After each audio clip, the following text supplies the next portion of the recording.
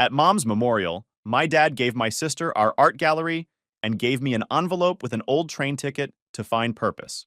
I took the train and watched their legacy crumble while she came back wanting to start over beside me. Hey, Reddit! My family treated my sister like royalty and me like background noise, so I packed up, disappeared, and built something real on my own. But turns out their chaos had a way of finding me again. Let me take you back to where it all started. My name's Leo Marin. I'm 26, and I work part-time restoring old paintings for a small studio downtown. Nothing fancy. I mostly clean dust, fix frames, and patch cracks in artwork other people forgot about. I used to think that was poetic. My family doesn't see it that way. I didn't get back to that work until much later. Back then, I was just trying to keep the lights on. We were a name in the local art world. My mom was the real deal, a painter people actually respected. My dad, Victor Marin, ran her gallery like a business instead of a passion. My sister Isla is 5 years younger. She paints too, but in the glossy, Instagram-perfect way that sells fast. Dad eats that up. He always called her our prodigy. Mom passed away last winter, and Dad decided to host a memorial show for her. He called it a celebration of legacy. I didn't want to go, but my aunt said, "Your mom would have wanted you there." So I went. The gallery looked nothing like it used to. It used to smell like oil paint and wood varnish. That night it smelled like expensive perfume and catered food. Every wall had a photo of Mom smiling beside Isla or Dad. Not one picture of her painting. Most people there hadn't even met her. I recognized maybe 5 faces. I brought one of Mom's old canvases that I'd spent months restoring. It was one of her last unfinished works. Soft colors, still smelled like her studio. I carried it in carefully, thinking maybe they'd want to include it in the show. The guy at the front desk gave me a blank look and said, "Mr. Marin said everything's already curated." Mr. Marin being my dad. Inside, he was standing near the main piece. A huge portrait of Mom, one Isla repainted from an old photograph. Flashbulbs went off every few seconds. He waved when he saw me but didn't come over. Isla did a quick air kiss on my cheek, then turned to a group behind her and said, "This is my brother Leo, the quiet one, the observer." They laughed like that was charming. I stood near the back. People were drinking, talking, taking photos beside Mom's art like it was a prop. I caught pieces of their conversations. Her color palette was visionary. They say Isla's going to continue the brand. It wasn't about grief. It was marketing. Then Dad got up to speak. He stood under a spotlight like he was accepting an award. He said, "Tonight we celebrate not just an artist, but the birth of a legacy carried on by her daughter, Isla Marin, the new light of our family's vision." Applause. Cameras. Isla smiled like she'd been rehearsing it. Then he gestured vaguely toward the crowd and said, "And of course, our son Leo, the observer. Every family needs one. Keeps us grounded." A couple people chuckled. After that, he made a show of pulling a small box from his pocket. Inside were the keys to the gallery. He handed them to Isla and kissed her on the forehead. "Our home," he said proudly. "Yours to lead." Then he turned toward me, smiling in that fake, thoughtful way he has when he's about to embarrass someone. He pulled out an envelope. "For you," he said. "A reminder that freedom has value too. You always wanted your independence, son." Inside was an old train ticket. Yellowed. The ink faded. No explanation. I held it up, thinking maybe there was some meaning I wasn't catching. Isla leaned into the microphone. "Try not to lose your only ride," she joked. People laughed. I heard my dad laugh too. That was it. That was the moment I decided I was done. I slipped the ticket back into the envelope, tucked it into my jacket pocket, and started walking out. My shoes echoed against the marble floor. I leaned Mom's restored canvas against a column, face toward the wall so the lights wouldn't catch it. I left it there on purpose. Behind me, Dad's voice rose, sharp and annoyed. "Don't make this about you, Leo." I didn't look back. Outside, the rain was coming down steady. I pulled the envelope from my pocket again. The ticket was still inside, a one-way trip dated from years ago. The destination name had bled away from age, just a time and a seat number left. Maybe it was a joke. Maybe he thought he was teaching me some lesson about not expecting anything.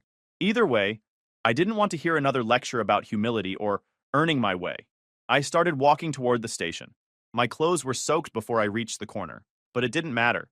I didn't have a plan or bags or even my own art. I just walked. The gallery lights behind me got smaller with every block. On the way, I cut through my building, shoved a few things into a beat-up duffel, and kept moving. The farther I went, the quieter it got. No cameras, no speeches, no Isla performing for attention. Just rain and the sound of my shoes. At the station, I looked down at the ticket again. The date was old, but the time matched the next outgoing train. I handed it to the ticket clerk. He frowned at the date. Old issue, unpunched. It still counts as an open fare. I can reissue it for the next train. He printed a fresh stub and slid it under the glass. I nodded, stepped onto the platform, and waited. The train arrived with a low hum. A wash of warm air rolled across the tracks, soft against the cold. I stepped inside, sat near the window, and watched my reflection disappear as the train started moving. I didn't know where it was going, didn't really care. All I knew was I was finally out. The train dropped me off in a city that smelled like rust and rain. The air was thick and gray, the kind that clings to your clothes. I got off with one duffel bag and no idea what came next. I just walked until I found a sign that said, "Rooms for rent." The place was a basement apartment behind a laundromat. The walls sweated moisture. The ceiling was low enough to hit my head if I stretched. The landlord, a man named Bill with a cigarette always hanging from his mouth, looked me up and down and said, "$200 a week, kid. Cash only." He called me kid even though I was 26. I handed him what little money I had left. He gave me a single key and said, "Don't clog the drain." Last guy did, and it flooded the whole damn floor. That was my welcome to the city.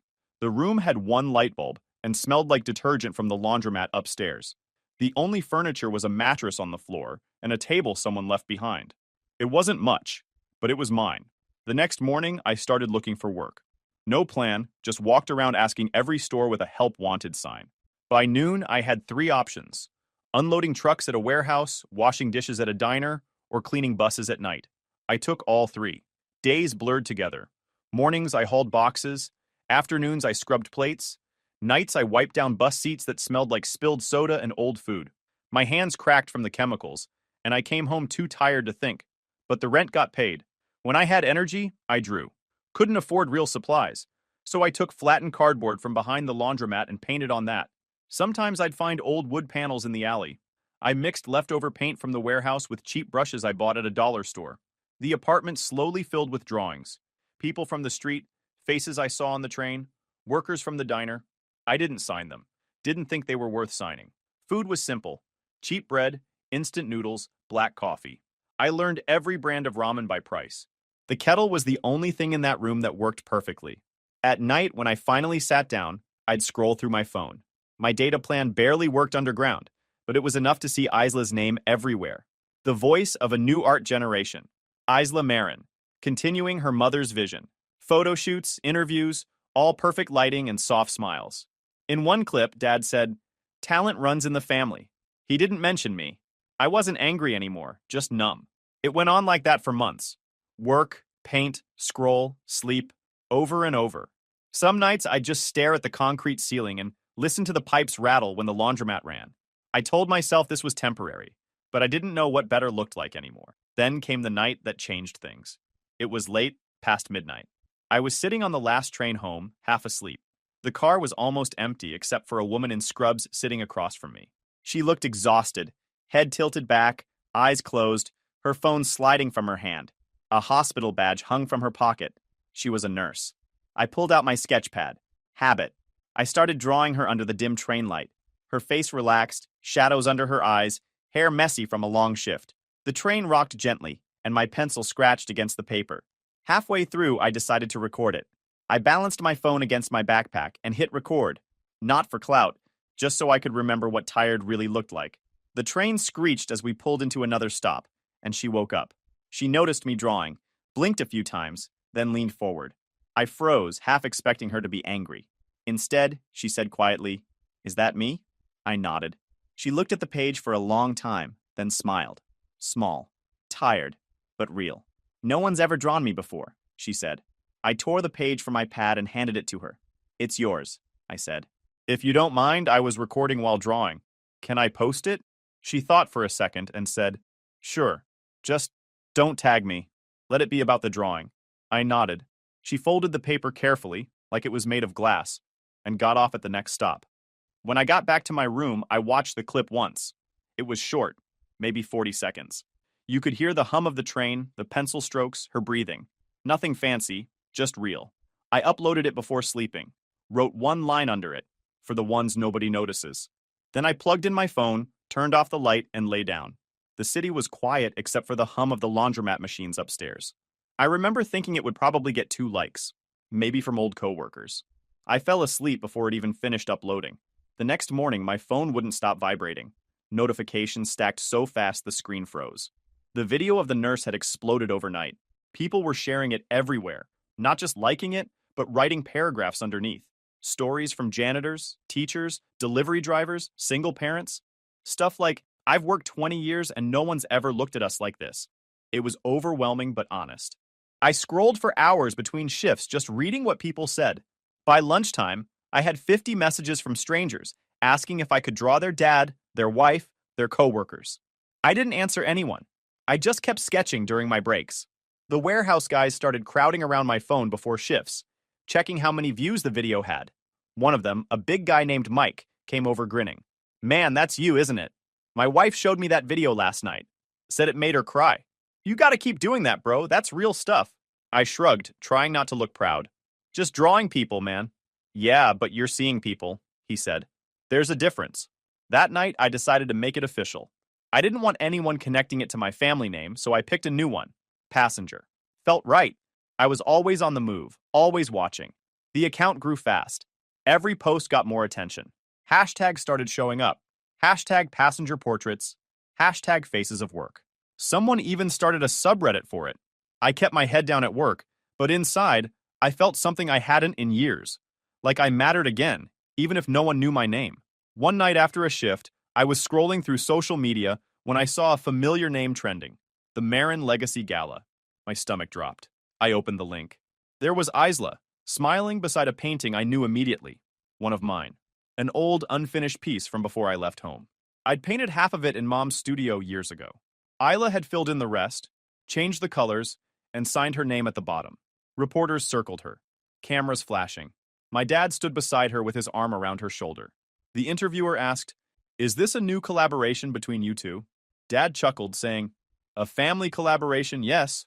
I provided the foundation, she brought the light." Foundation. That was me. I watched the clip twice, then shut my phone off. The walls of my basement felt smaller than usual. I didn't yell or throw anything. I just sat there, thinking about how they always managed to take pieces of me and make them theirs. The next day, I started a new drawing. A street sweeper I'd seen that morning was pushing his cart down the block, holding a little pink toy car in one hand. He kept looking at it and laughing like it was the best thing in the world, probably something for his daughter. I sketched him right there while he worked. I called it The Ones Who Laugh. It wasn't sad or heavy. It was about joy surviving anyway. I posted it that night. The response was bigger than anything before. 3 days later, I came home to a small brown package on my doorstep. No return address, but I recognized the handwriting on the label. My father's assistant. My aunt must have given them the address. She was the only one who knew where I'd landed. Inside were a few things.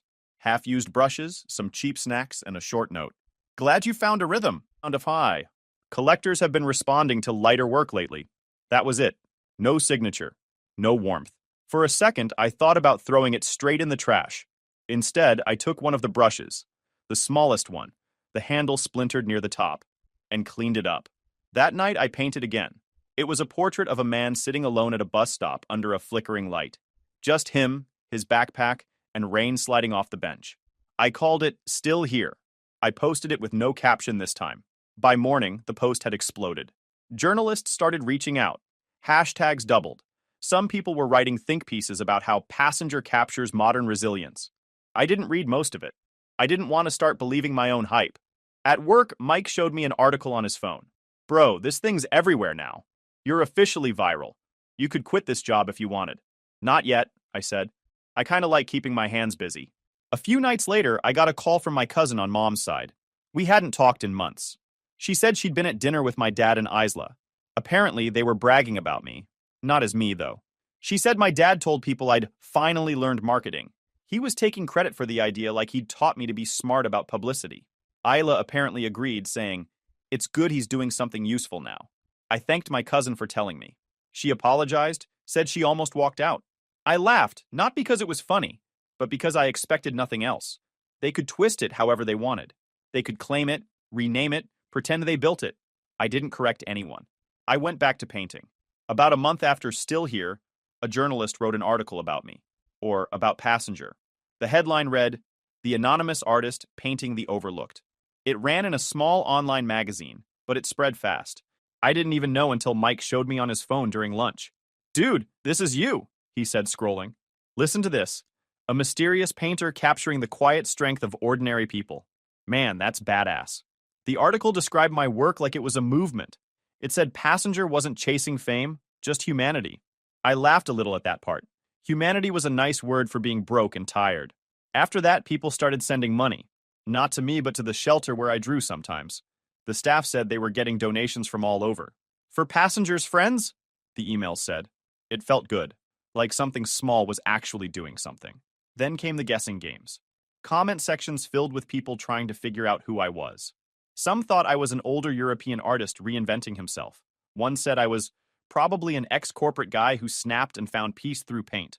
Someone else insisted Passenger was a collective, not one person. I didn't say a word.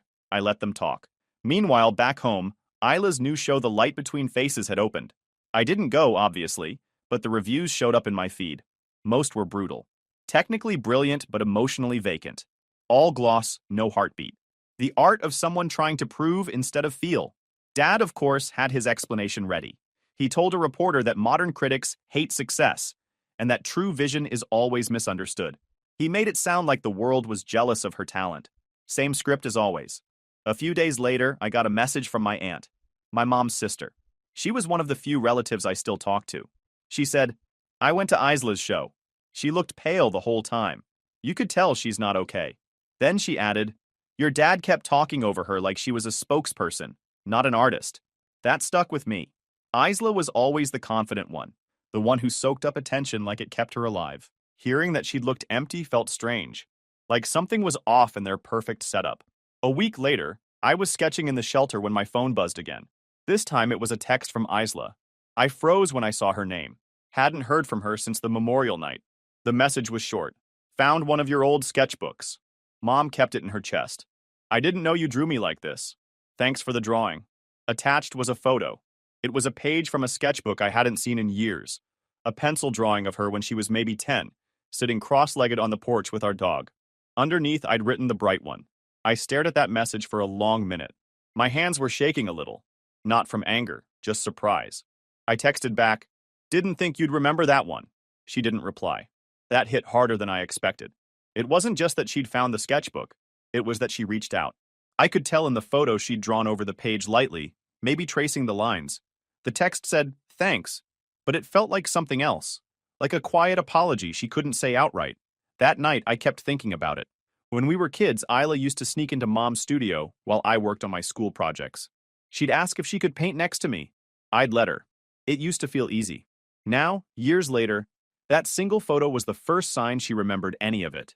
A few days after her message, I heard from my aunt again. She said the family wasn't doing well. Sales from Isla's last exhibit were lower than expected. Critics weren't buying the misunderstood genius story anymore.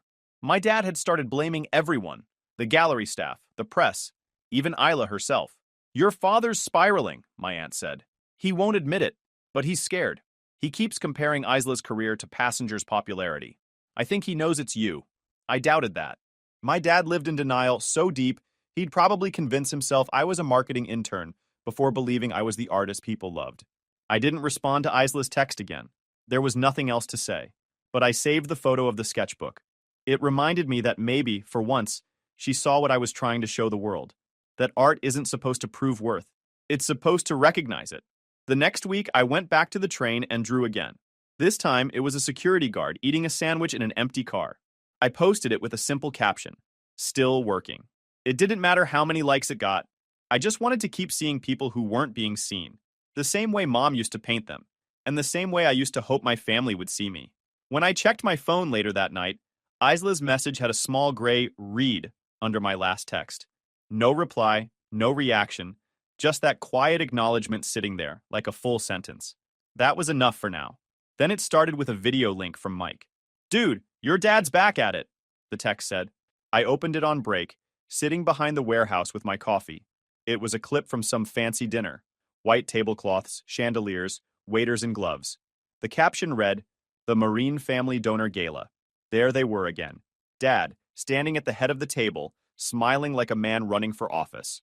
Isla next to him, wearing a dress that looked uncomfortable. her smile thinner than usual. Around them, 20 or 30 guests raising glasses. He was talking about her latest collection, waving his hands like a showman. A reflection of legacy and innovation, he said, voice booming. A reminder that art is family and family is art. The crowd laughed like he'd said something deep. I let the video play. Halfway through, one of the guests, a silver-haired guy in a suit, stood up for a toast. There's another artist trending lately, he said. Passenger, right? The anonymous one. His stuff hits hard. Feels like real life, not marketing. The camera caught Dad's smile twitch. He chuckled politely, said, He paints pity. We paint legacy. People laughed again, but it sounded forced. Then Dad turned to Isla, still smiling, and said loud enough for everyone to hear, Show them you can do that raw, emotional thing. They love sadness these days. The room went quiet for a second. Then someone changed the subject, but you could see Isla's eyes flicker, a small crack in the performance. I watched the rest of the clip in silence. Dad kept bragging, name-dropping collectors, talking about the Marine dynasty, like we were royalty. Isla barely spoke. Her hand stayed locked around her glass the whole time. Later that week, more clips surfaced. Someone at the dinner had filmed everything. Dad lecturing about art, showing off Isla's new work, pretending it was a cultural moment. Comments online weren't kind. The daughter looks miserable. The dad's trying too hard. Still, they pushed forward. A few days later, Isla released a new painting online. Big canvas, muted colors, dramatic lighting. You could tell she'd tried to copy the emotion from my work without understanding why it worked. She painted all night, according to what my aunt later told me.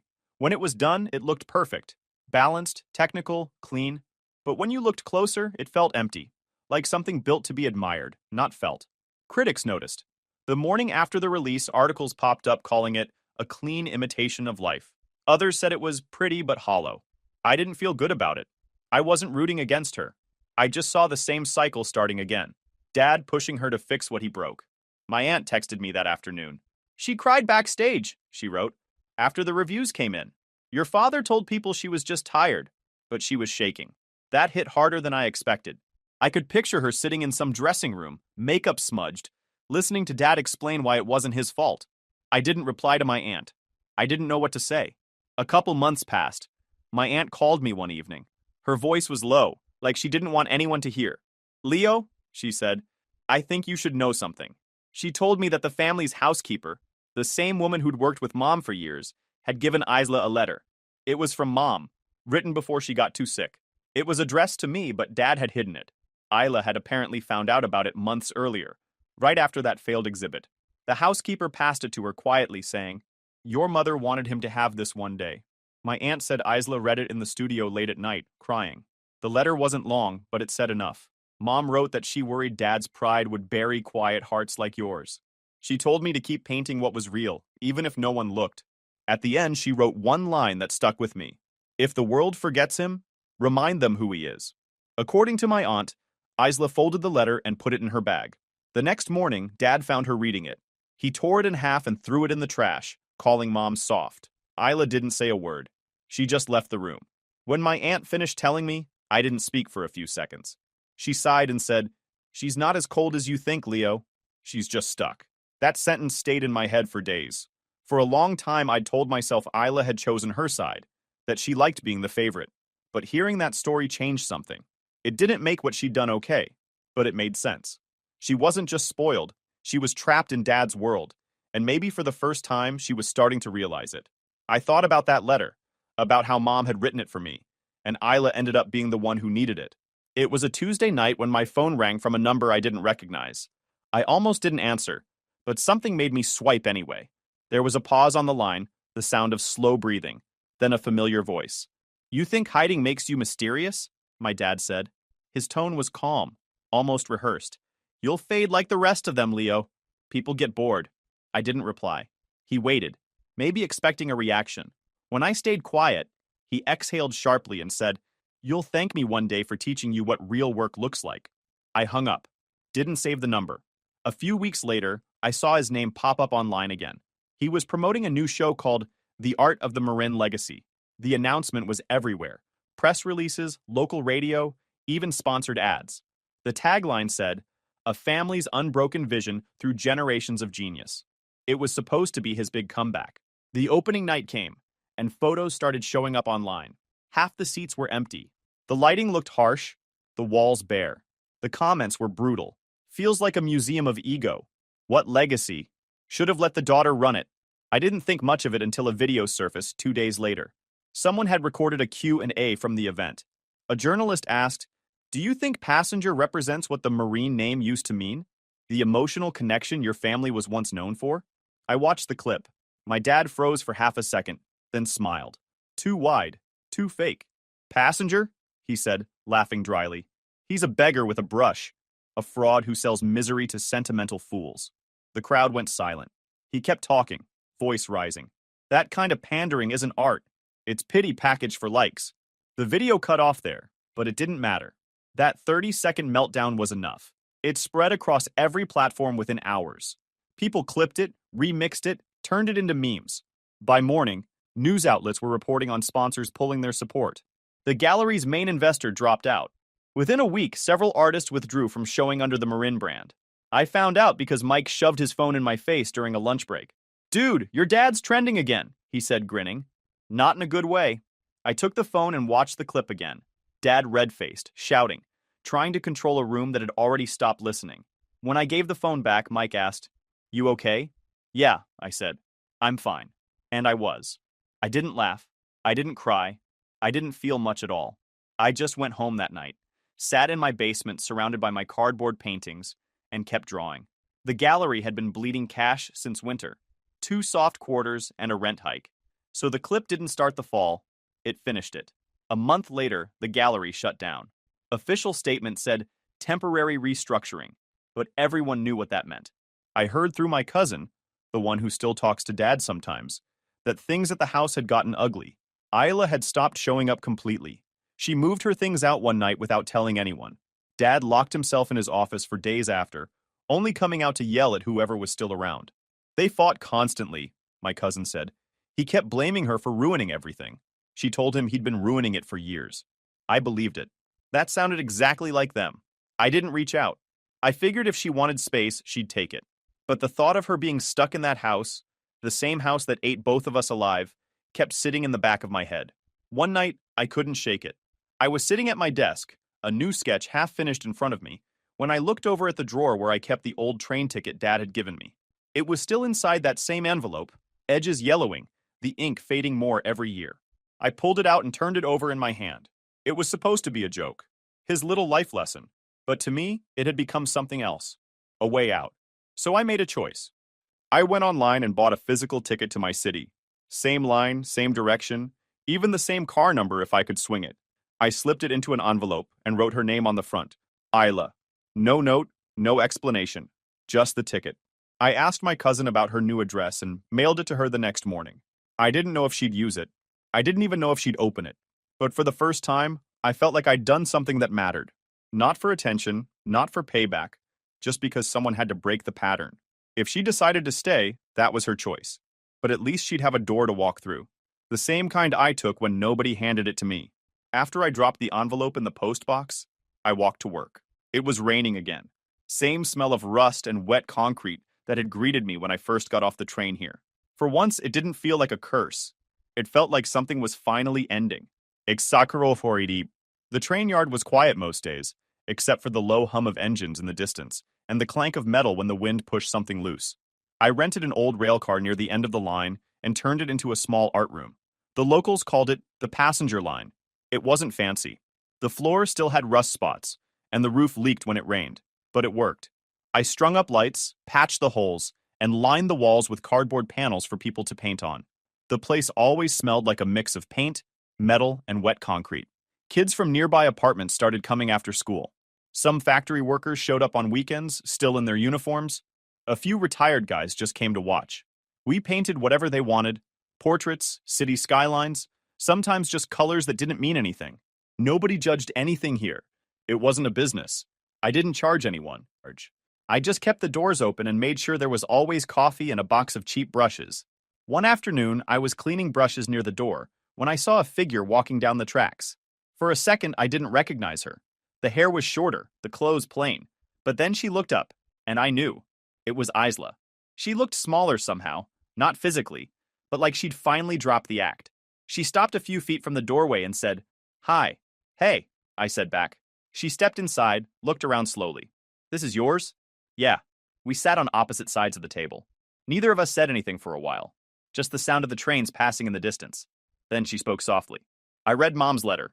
I nodded. "I know." She looked surprised. "How?" "Aunt told me," I said. "Said Dad tore it up." She nodded once, eyes on the floor. "I taped it back together." She pulled a small sketchbook from her bag and opened it. The pages were filled with portraits, rough, quick sketches. Faces of strangers. A woman holding a baby at a station. A man asleep against a window. A kid staring out the train door. "These are from the trains," she said, "on my way here." The drawings weren't perfect. Some lines were off, shading uneven, but they were real. For the first time, her work didn't look staged. I flipped through them slowly. "They're good," I said. "You stopped trying to prove something." She smiled faintly. "I stopped trying to impress him." We didn't talk about Dad after that. There wasn't much left to say. I handed her a brush and pointed to a blank section of wall. "You want to paint?" She hesitated for a second, then nodded. We painted side by side. No plan, no theme. Just shapes, faces, colors, whatever came out. Some of the kids watched us quietly, not realizing who she was. That felt right. Over the next few weeks, she kept coming back. Sometimes she helped the kids paint. Sometimes she just cleaned or made coffee. She didn't post anything online. Didn't mention her name. She didn't have to. The community started treating her like she'd always been part of the place. One guy welded a small sign and hung it above the door. The passenger line. Open hands, open walls. People brought food, helped patch leaks, even painted the outside of the car. It started to feel like a real home for everyone who showed up. Then, one morning, she told me she was leaving.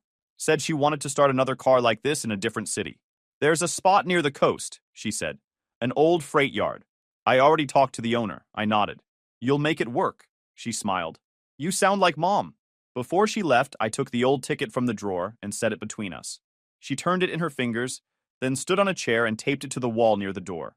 The same ticket Dad had given me years ago. Next to it was a small note in her handwriting. "Keep going. Someone's still waiting to be seen." She hugged me once, quick and quiet, then walked back down the tracks. After she was gone, I stood there for a long time looking at the ticket. The edges were more yellow now, but it felt different, like it finally meant something good. That night, after locking up, I sat by the door and listened to the trains passing. The air smelled like paint and rain again. A week later, one of the volunteers, an older guy named Ray, told me he'd seen a post online about a new community art car 2 states over. He showed me a photo. The design on the door was the same as ours, just painted in blue instead of red. He said, "Guess your sister's got one running too, huh?" I nodded. "Yeah, she didn't tell me." "She didn't need to," he said. When everyone left, I turned off the lights and looked at the wall again. The train ticket hung under the flickering bulb, right beside a painting of the nurse from my very first sketch. For the first time in years, the quiet didn't feel empty. It felt earned. I locked the door and said to myself, I stopped trying to matter to people who already decided I didn't. That's when life started feeling like mine again. YouTube just dropped this new hype feature. If you're hooked on this story, smash that hype button. It tells YouTube this video deserves to blow up, and it keeps even crazier stories coming your way.